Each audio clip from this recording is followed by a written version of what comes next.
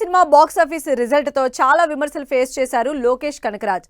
LCU ఆగిపోయిందని, అందుకే direction పక్కన పెట్టి హీరోగా సినిమా చేస్తున్నారనే కామెంట్స్ వినిపించాయి. అయితే వీటన్నిటిపైన సింగిల్ ప్రెస్ మీట్ తో ఎండ్ కార్డు వేశారు. మరి విమర్శలపై లోకేష్ రియాక్షన్ ఏంటి?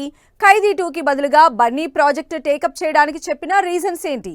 లోకేష్ కనగరాజ్ అల్లు అర్జున్ కాంబినేషన్ లో సినిమా అనౌన్స్మెంట్ వచ్చిన దగ్గర నుంచి ఈ డైరెక్టర్లపై సోషల్ మీడియాలో చాలా విమర్శలు వచ్చాయి.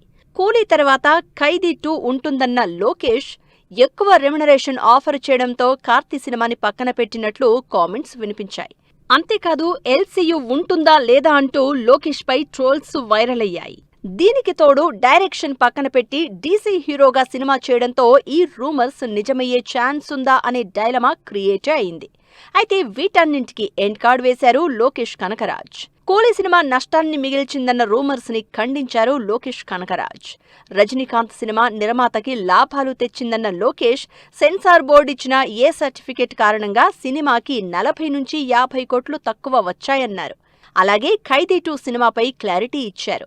రీసెంట్ గా మైత్రి బ్యానర్ లో అల్లు అర్జున్ తో అనౌన్స్ చేసిన ప్రాజెక్టు పూర్తయిన తర్వాతే కార్తీ సినిమా సెట్స్ పైకి వెళ్తుంది అన్నారు. పారితోషికం ఎక్కువ ఆఫర్ చేశారనే రూమర్స్ పై కూడా క్లారిటీ ఇచ్చారు లోకేష్.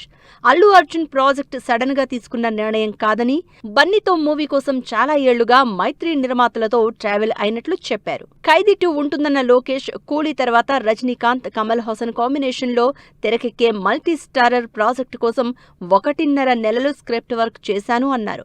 వరుస యాక్షన్ సినిమాల తర్వాత సింపుల్ ఎంటర్టైనర్ చేయాలని కోరగా అది వర్కౌట్ అవ్వకపోవడంతో ఆ ప్రాజెక్టు నుంచి బయటకొచ్చినట్లు చెప్పారు.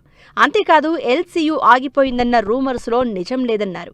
ఖైదీ 2 పూర్తయిన వెంటనే ఎల్సీయూ నుంచి విక్రమ్ 2, రోలెక్స్ సినిమాలు వస్తాయన్నారు. మొత్తంగా తన సినిమాల విషయంలో స్ప్రెడ్ అవుతున్న రూమర్స్ నమ్మొద్దని ఫ్యాన్స్ ని రిక్వెస్ట్ చేశారు లోకేష్.